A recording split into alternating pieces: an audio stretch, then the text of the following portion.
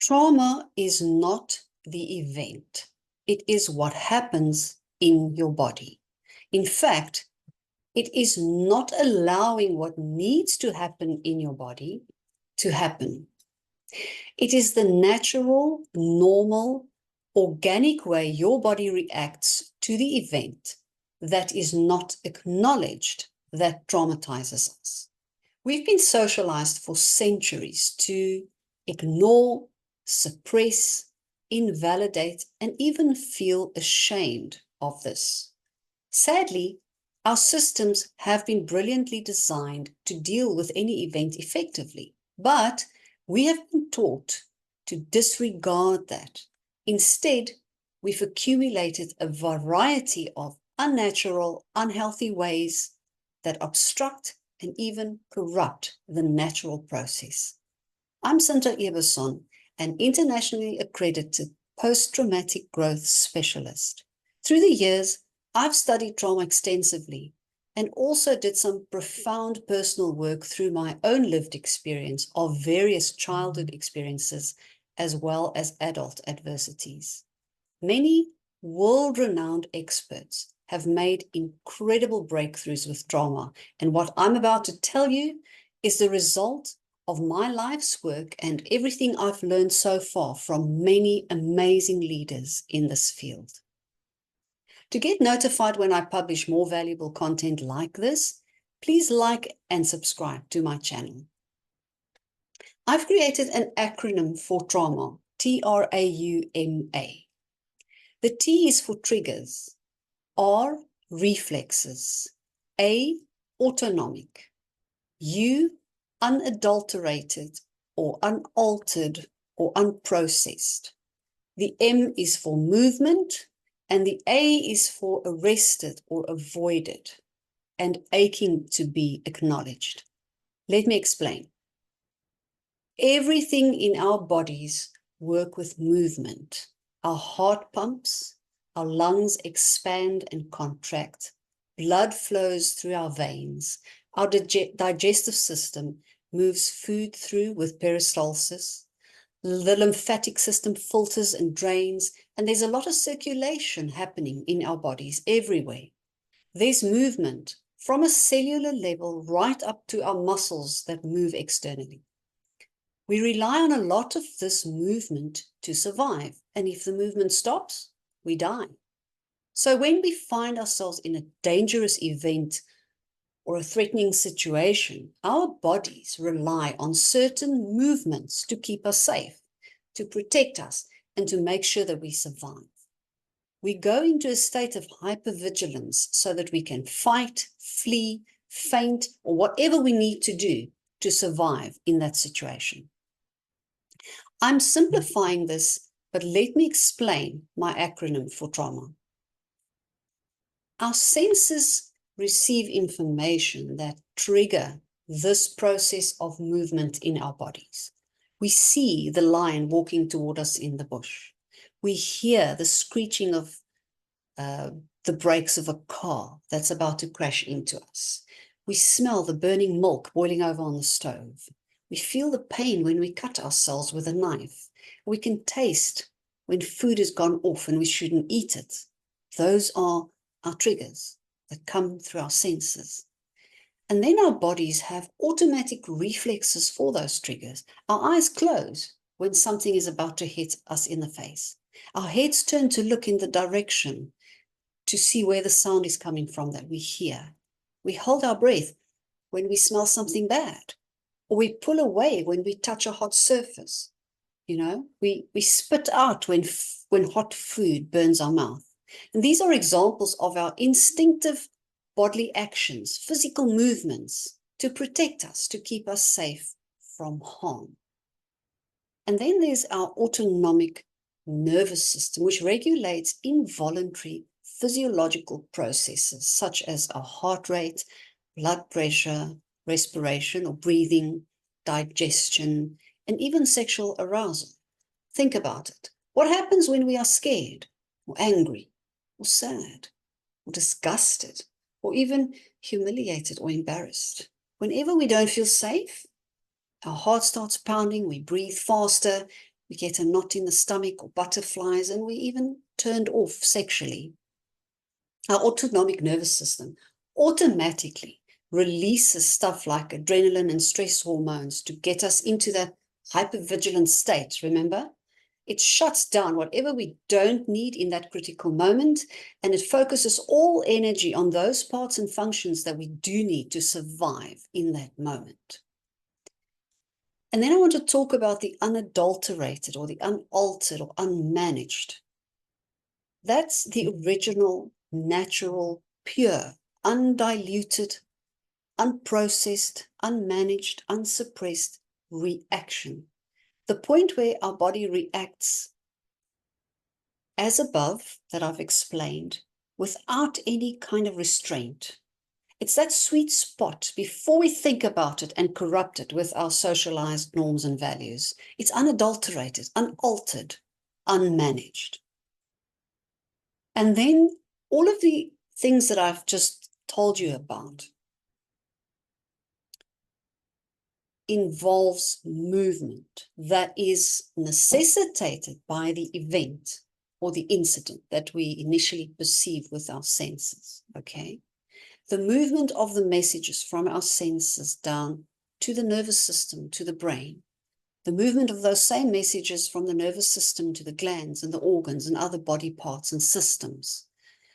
Then the movement of those organs and glands and those other systems in the body as they are activated or instructed. And then there's the movement of our bodies as a whole in reaction to the event, whether we are in fight, flight, faint, or any of those responses that we know of. Similarly, there's movement of our whole system to stand down after the event. Movement of this same system to reverse the process of reaction to a process of digestion, release, and eventually rest. And if this is arrested, avoided, when all of this is not allowed to happen or to play out to the very end, it becomes trauma. So trauma is the combination or the culmination of the sensory triggers, the bodily reflexes, the autonomic nervous system reaction that are all uncontrolled, unadulterated, unmanaged movements, but for some or other reason are arrested or not allowed to happen. This is the recipe for trauma. All of this is an aching to be acknowledged. That's what trauma is. If we simply allow all these brilliantly designed, perfectly natural human processes to work, to happen, to play out without interfering or suppressing or overthinking or managing or even corrupting it, we wouldn't be traumatized. But unfortunately, we've been socialized for generations to believe that our most natural instinctive behaviors are bad or wrong or not acceptable. And yes, sometimes it's not the best thing to lash out and express whatever we want, because that in itself can hurt others. But there are healthy and safe ways to allow this process to work, if not immediately, as soon as possible afterwards. I want to use a recent experience of mine as an example. I've been in remission for 5 years now, so I recently had to go for routine cancer tests. So I want to talk about medical trauma. But before I do, please sign up to join my Get Up and Grow online community if you like my thinking and find value in what I say.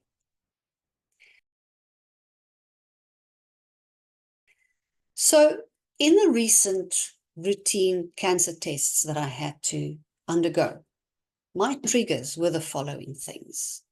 Obviously, I had past experiences, so I had many unpleasant memories that actually already put me in a state of anxious anticipation. I knew what was lying ahead.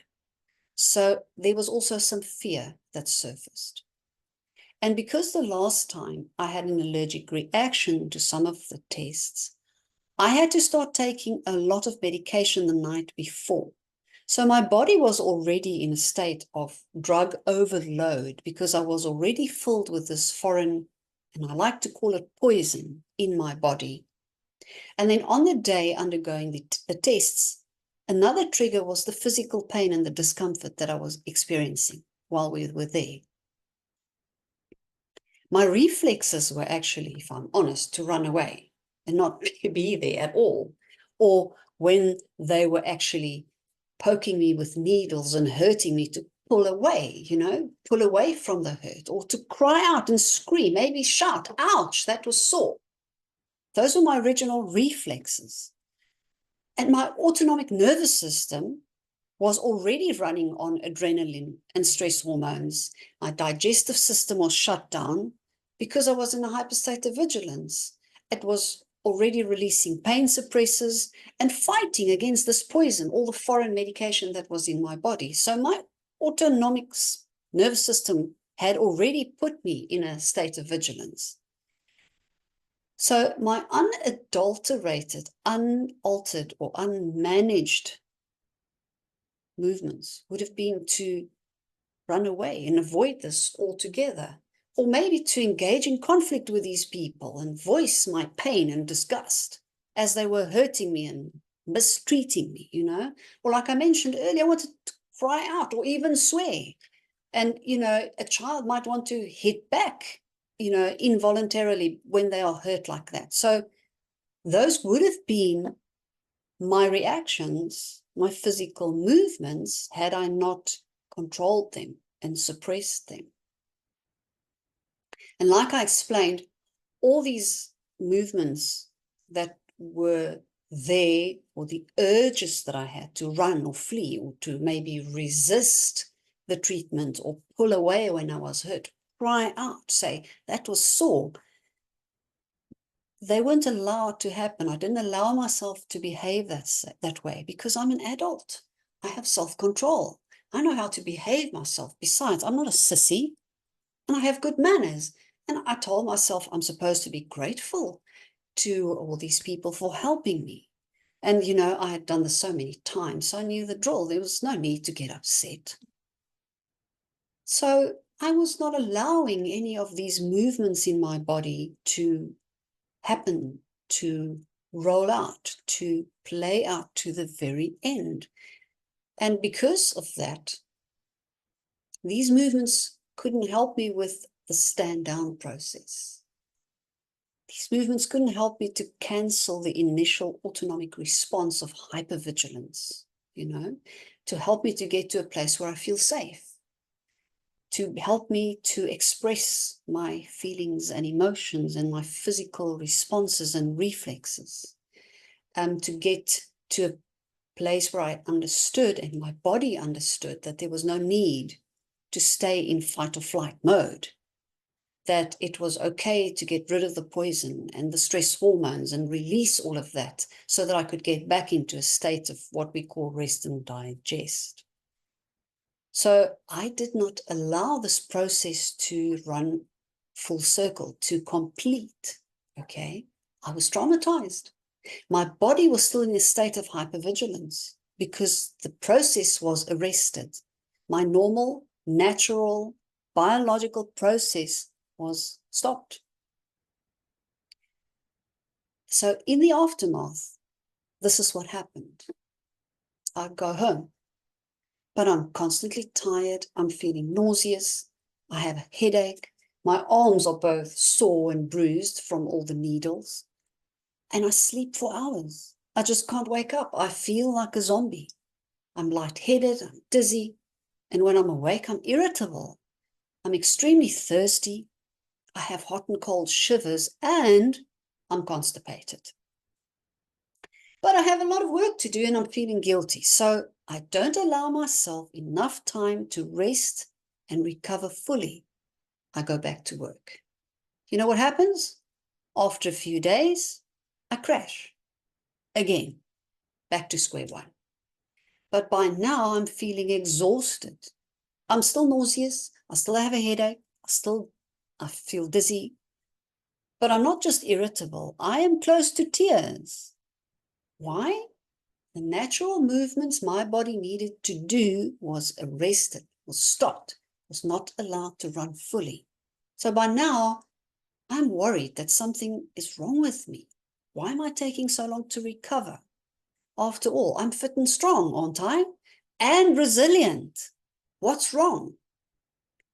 There's nothing wrong, except that my body is trying to process medical trauma, and I am obstructing the process.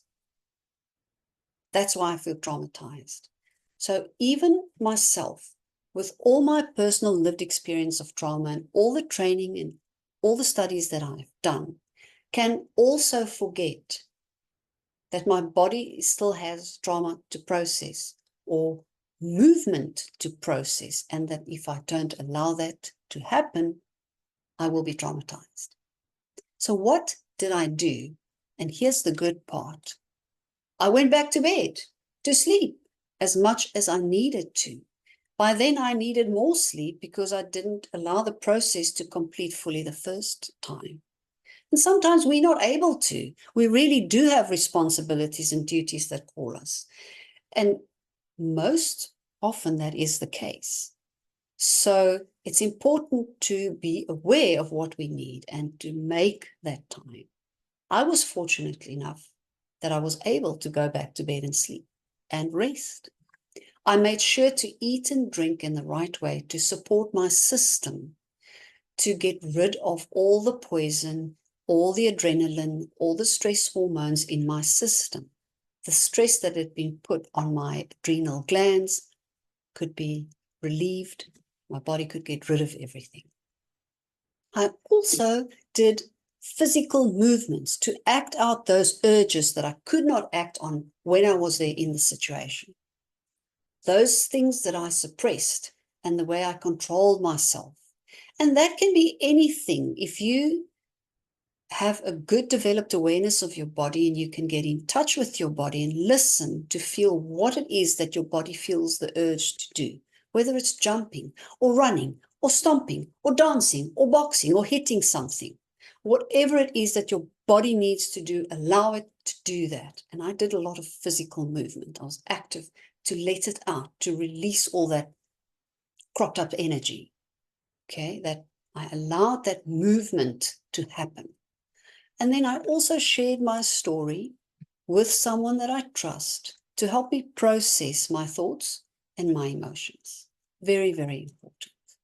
But most important, and the best part of all of this, is that I celebrated the positive results. All the tests were clear. There's no sign of cancer, and I'm still in remission. And it's 5 years now. The celebration is an important part of closing that process and letting your body know, letting your nervous system know that you are safe, that you are good, that you are well, and that you are in a state of rest, you are calm. And there's no need for any further work or any further movement to be done. Okay. Thank you for watching and listening to me. Please hit the like and subscribe button to help me grow my audience so that I can continue creating great content like this for you. I'm Sinta Ebersohn, and I invite you and your family to get up and grow with me.